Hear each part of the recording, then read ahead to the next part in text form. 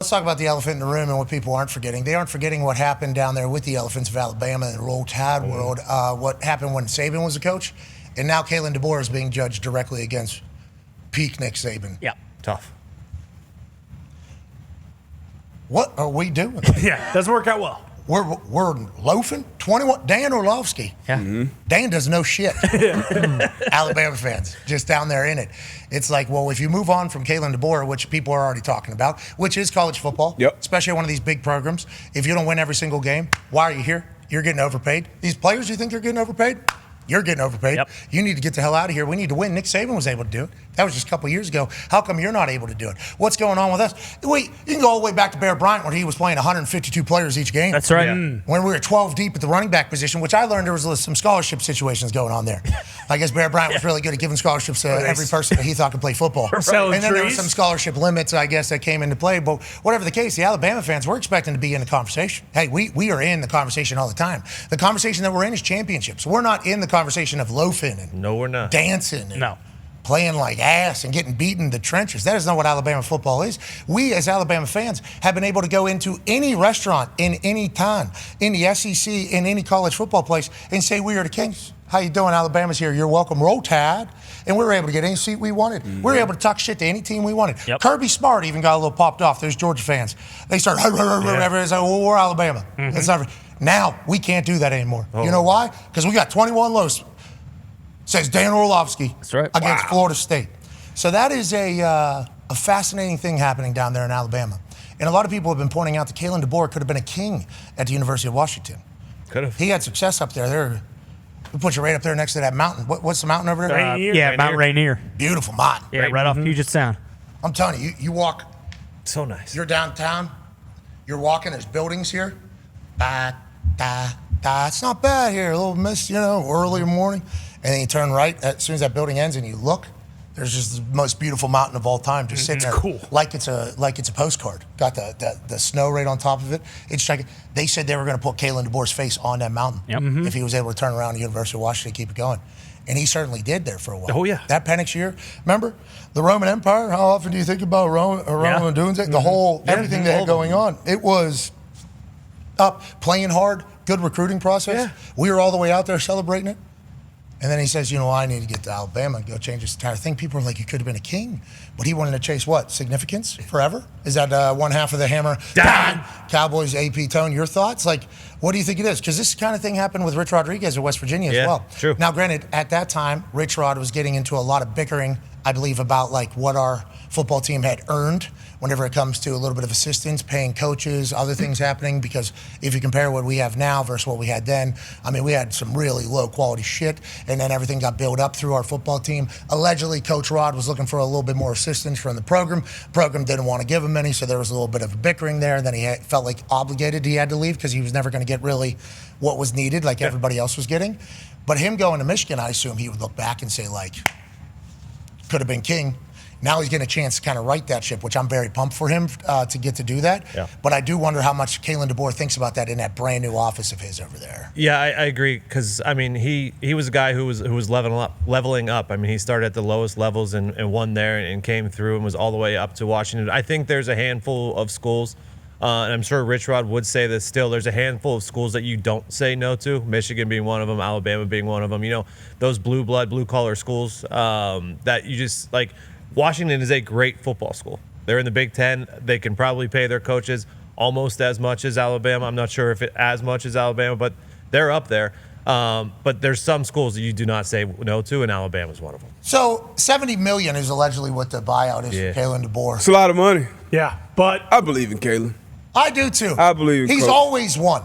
He's always won. That did not look like a Kalen DeBoer It did not. either. Recruiting class, though, you mentioned with Bama. Most 5-stars. That's coming in eventually. That might help. They got to run, bit. though. They got to try. If you're Bama, you got to look up at New England and see what happened up there. It's the only real comparison you can do with like a legendary coach leaving. And I'm not saying get rid of DeBoer because I still believe in him. I almost bet Ty Simpson to win the Heisman after that first drive, and that's for shoot, brother.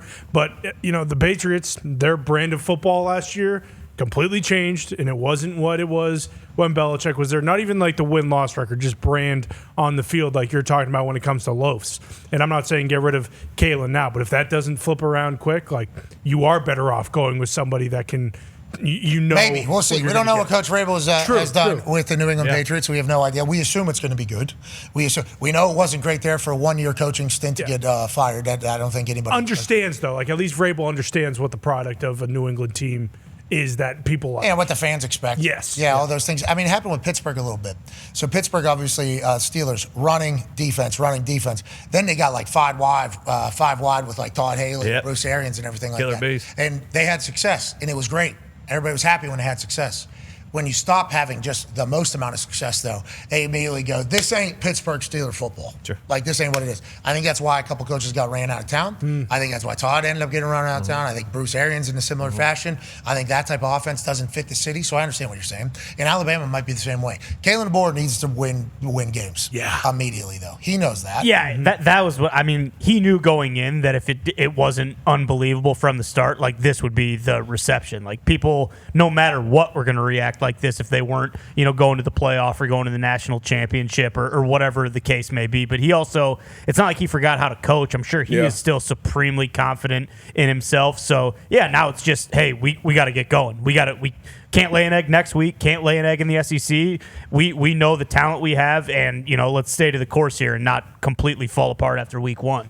I think the thing with DeBoer is too that is tough is Saban lost four times to as a double-digit favorite his entire time there, 20 years or whatever it is, and DeBoer's done it 4 times now in his whatever. That's what every Alabama fan's saying. Yeah, they know that's it. Yeah, you can't lose the ones you're supposed to win there. That's why I came there. That is, I guess that is what he signed up for. Yeah.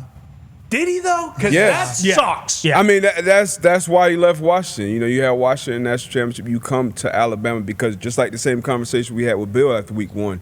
You can be a great coach. Your guys can be prepared. You can have all these different things. But if you're not getting the best players in the country year in and year out, you don't have a chance to be in the national championship conversation year in and year out. And now with him being down there, we talked about leading the nation in 5-star recruits next year. He retained a bunch of guys on that roster. So you have the pieces, and now it's on you as a coach. B.A. talked about it yesterday. Like, coaches lose more games than they actually win. So now the effort, the energy, the intensity, the attention to details, those are the things that Kalen DeBoer, which he's always done, has to be great at, but now at the highest level. So, like I said, I got faith in him to turn around. Hopefully it was just a one-off. We'll see. We like Kalen DeBoer. Yeah. We do. That's why watching that game the other night was like, he's gonna get crushed. He's very nice to us. Yeah, he's been very nice to us. And also, no, we can't. If we start doing that. He's a nice guy. That nice guy shit. He is, though. I was just saying nice in general. Yeah, he's a nice guy. And he wins. He does win. Yeah, He wins. I personally think, as we're talking about it, should have thought in his head, like, hey, Bear Bryant of Washington would be cool. But, yeah, I guess going to Alabama. Because you mentioned it, you got to go to Bama to be in the conversation for a national championship. Like, now you don't, because there's 12 teams, and it might suck. Like, at the end of the year, you might say, like, well, Notre Dame didn't play anyone. Well, Washington or one of these teams, Pac-12, they didn't play anyone. But they're in the conversation because they made it. So, like, is it worth the... Well, when you're starting with 12 and you're counting down to 1. Exactly. If you get into dance, that's really all that matters. More teams and a lot more fun. Yeah, well, it's supposed to be, but that first round was not a lot done by the bad teams. That's a good point. That was pretty big. Yeah, but that's the thing about it, is that more schools get a shot to shine. Yeah, and Boom. when you put it that way, you can't help but this is the right way to crown a CFP national champion. But when you're watching some of those games, it's like it feels like we're just got more blowouts. Yeah, this game's shite. And boy, we got a lot of off time for the higher seeds. Did they get rusty? They just had a month off. Yeah. Congratulations, you did the best out of everybody. Well, and that's the quarterfinals, New Year's 6. Yeah. That kind of rotating bases. Rotating bases. Yeah. should help. So cold. That was a great song. It was. Okay, let's talk a little bit NFL before Coach Cristobal joins us. Travis Hunter is listed as a starting wide receiver, and then I believe he's second string left corner or something like that. So the mindset here is he's majoring in wide receiver, and he's getting a minor in cornerback. And we probably assume that this is the right way to go about doing this. Once again, this is not a normal situation for anybody to handle, let alone brand new head coach, brand new GM in a city and a program and organization that's trying to make a huge jump here. Huge jump. Stoner, who's the general manager, actually came out the day after drafting Travis Hunter and saying, the game of football is supposed to be tested. The boundaries are supposed to be touched. You're supposed to try to change the game. That is football. That is Travis Hunter. Like, gave a full speech about how, holy shit, football was once like this. Now it's completely different because Travis Hunter is here. Now we're getting a chance to see how they're going to unroll it.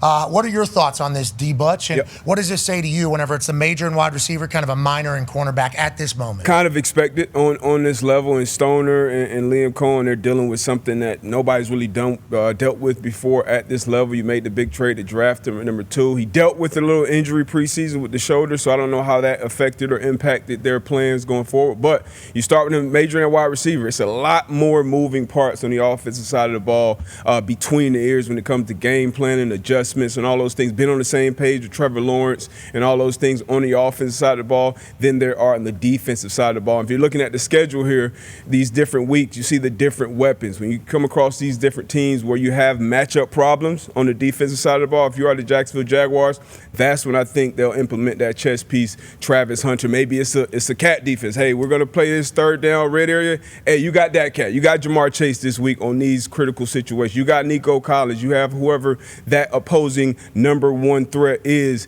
and you put your best cover guy on him. That may be just 15, 16 snaps that game, but we'll see. I can't wait to see how it actually unfolds. He's a great, great player. We know who he is, not only physically, but between the ears, what he showed in college football, to be able to kind of attain all that information and be in the right places. And we talk about loafing. This guy rarely loafed. I never really saw him loaf on the college level. We know how tough it is to play on the National Football League physically, week in and week out. So that's the number one thing to watch out for. But I'm excited to see this Travis Hunter experience and see it starting majoring on offense, minoring on defense. I think that's the right way to start it out. I like the thoughts and everything you laid out. We're not saying that's definitely what they're thinking. We are just saying this is a possible mindset for them. Yes. Like whenever they face a team, I think it's 2, 3, 4, 5, 6, 7, a 10, and 11, whatever it is. 2, 3, 4, 5, 6, 7, 10, and 11. Got it. Okay. So, and so all those weeks, they have a plethora of weapons on the other side. So why not add in one of the greatest athletes? You're just saying this could be the mindset that the Jacksonville Jaguars are having. This could be just because of how tough it is. And I'm coming kind of from personal experience. I played both ways in college my senior year. So there were certain matchups where we're playing Virginia, we're playing Rutgers or West Virginia. Hey, you got a 15-play script on offense. So I'll go and practice with the offense 7-on-7, practice with the offense in red area. And I knew my plays, I knew my position, but I majored on the defensive side of the ball. But I knew exactly what situations I was going to be going into on the offensive side of the ball. So I think that's a great way to start it out, on this next level, which, like I said, we haven't really seen anybody do it yet. And then if he's able to do it full time on both sides, that baby. Yeah. That'd be crazy. That'd be insane. That'd be unbelievable. That'd be so much fun to watch. We can't wait to follow his journey in a tough AFC South. Yeah. I mean, tough AFC To the South. gills. Yeah. Obviously, Houston's got a lot to say in that conversation. Sure. For good reason. They've won it a few times. Tennessee, they got a guy. I got a guy. Generation. New stadium coming. And then obviously, we got Trevor Lawrence in a new Adidas commercial with a guy who's going to be playing both ways. Feels like vibes are high down there. Stoner feels great. Liam Cohen is beloved. I mean, they got it for the next couple. Building a new stadium, I think. Yeah. I don't know how they're going to. Do they put 3 pools in there? I don't know. Probably have to. AFC South stacked. Nobody wants to come dance with us. 100-yard pool. Oh my God! Somebody swim. Yeah, everyone's got Down the length of the field. with the ball with Travis Hunter running in a touchdown. Yeah, that'd be all right.